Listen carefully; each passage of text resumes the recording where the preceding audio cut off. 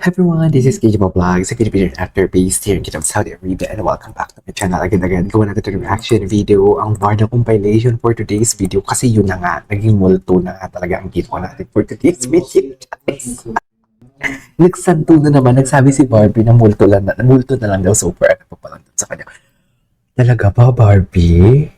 Kahit ang pagkanta ng I Think I Love You, talaga ba? Hindi mo na ano yan? Talaga, paano na lang yung mga naganap ng nakaraan, Barbie? Madali lang naman kasi talagang sabihin yan para hindi ma-evil's eye for today's video. Pero hindi nyo ata napag-usapan yung statement ninyo. Nagsanto na naman yung mga multo ninyong sinabi. Charis. And wait lang, matanong ko lang talaga, what's in Hong Kong talaga, no? I just realized after making a reaction video, kasi minsan paggabi kasi malikot din yung utak ko. I just realized na yung mega something like that na magazine, sa Hong Kong pala yung sinod eh. Right? Sa Hong Kong pala yun sinod. It's something like, di ba yun yung parang nakasando doon si Ginoo? I mean, sleepless si Ginoo, di ba? Tapos yung atake doon ni Ginoo, putin niya si Barbie, parang alam mo yung gusto niya na lang ipasok sa bulsa niya. So parang sabi ko, iniisip ko talaga, what's in Hong Kong? Kasi palagi, kung nasa Hong Kong si Ginoo, nagsasagutan talaga sila sa IG. And at the same time, may pinost nga si Barbie, si David na maiksi ang buhok na same as Barbie. So parang meaning to say, parang he missed that person na may ganong buhok, na may maiksing buhok. And ako naman, parang napaisip ako, anong meron sa Hong Kong? Di ba kahapon tanong ako, anong meron sa Hong Kong? Bakit something like pag andun sa Hong Kong, parang ang daming ayuda to si David na nag-i-indicate or towards Barbie or what do you call that? Or nag-lead towards Barbie. And then I remembered that the Mega magazine was shoot in what do you call this? In Hong Kong. So baka there is something special talaga in Hong Kong. What do you think? So, meaning to say, kung if there is something special in Hong Kong and one factor there is their mega magazine ba yun? Baka hindi naman pala mega magazine. Or, I don't know, basta something like in a magazine. If there's one thing na special sa Hong Kong and isang factor there is yung about sa magazine na film nila, then we should watch and analyze again their actions on that specific video, no? And anong video nga yun? Basta naka-green sila nun.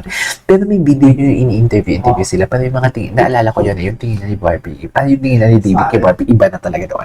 But then again, panoorin natin to. Ito yun. Hindi naman ako strict about it. Eh, bakit hindi mo pinansin yung isang nagpaparamdam na chinito din? Bakit natapos na yun? Yes. Because, ibang chinito ang gusto. Ayan, no? Ang gwapo ni David, hindi malaki yung mata niya. Ang gwapo niya. Yung lumalaki talaga yung mata niya. Sorry kung may naririnig kayo, malakas yung boses ng mga nakikipag-usap dito. Anyways.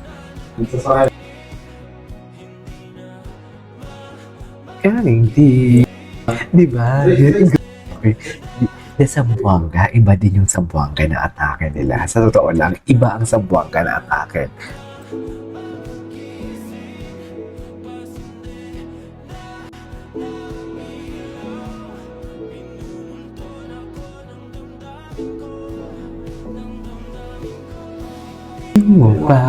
Ang ganda talaga tong kantang to, yung multo. Ang ganda talaga nito. Ay, diba? Huwag kayong mag-alala. Hindi kami maiinip sa kakahintay sa inyo for today's video. Alam nyo yan. Maghihintay kami. Ngayon pa ba? Hello? Ito talaga yung sinasabi ko sa inyo eh. Diba? Ito yung sinasabi ko na balang araw talaga magiging manager. Magiging operations manager or general manager si Barbie. Isang Barbie pa lang to ha. Isang Barbie pa lang. Kuya-kuya pa lang to ha.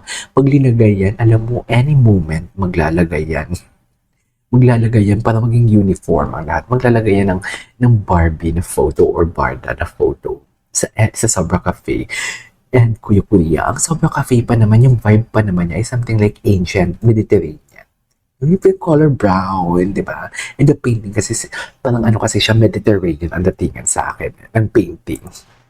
Very classic. Tinawa naman pag tumingin siya, kalam, ay, ayan mo, tinuro-turo niya ba talaga? pinapakilala niya sa mga tao. Ito sabi niya, ito, respetuhin niyo to. Ito yung bago niyong general manager in 2 years now. Wow! Ito yung magpapasweldo sa inyo. Kaya respetuhin niyo to. Yan yung sinasabi niya dyan. Diluno. Diluno naman pala.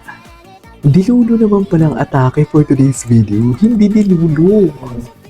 Ganun pa talaga dapat, man. Okay. Ay, ano to? Ay, interview. Wait. Bukas ulit sakali may magparamdam. Ang ganda niya talaga. Ang ganda niya talaga. Multo pala nagpaparamdam sa akin. Yung multo nagpaparamdam. Yung multong nagpaparamdam. Yung multong nagpaparamdam. Ang tanong, puro trabaho na lang ba si Barbie? So alam niya na, multo na naman ang team song natin for today's video.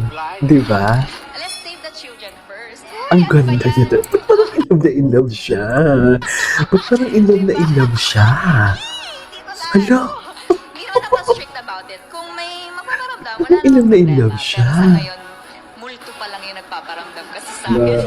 Yung multo pa naman si David. Yung multo na kinikilig. Yung multo na kinikilig sa tinitingnan niya. Ayan, no? Okay.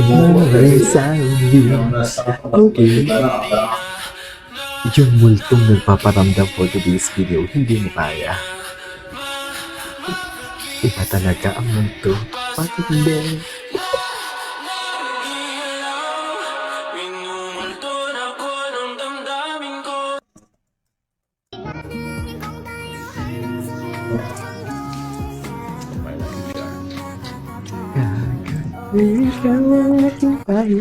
Ay, ngayon pa talaga dapat pa. Gwapo si Madam Cordelia. Kailangan, ay wait. This interview marked her first opening breakup?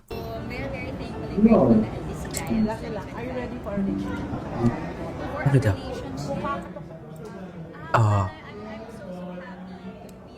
Personal growth.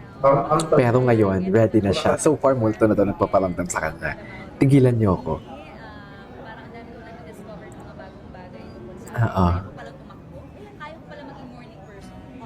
Kaya ko pala maging morning person. Ang Okay. tanong, puro trabaho na lang ba si Barbie? Paano ang love life? Hey. Let's save the children first. May ano ba yun? Ang ganda niya talaga. Hindi naman ako strict about it. Kung may magpaparamdam, wala namang problema. Ayan. Sa Multo. ngayon, nagpaparamdam Insert sa akin. David. Insert David. Multo. I love it. Ang multo. David Ikaw ko. Hindi mo kaya. Anyways, there you go guys. Ito sa for today's video of our Barda compilation. Nag-enjoy naman ako ngayon sa mga edits natin. Ang dami bago. This is KG for Vlogs and see you in my next vlog. Bye!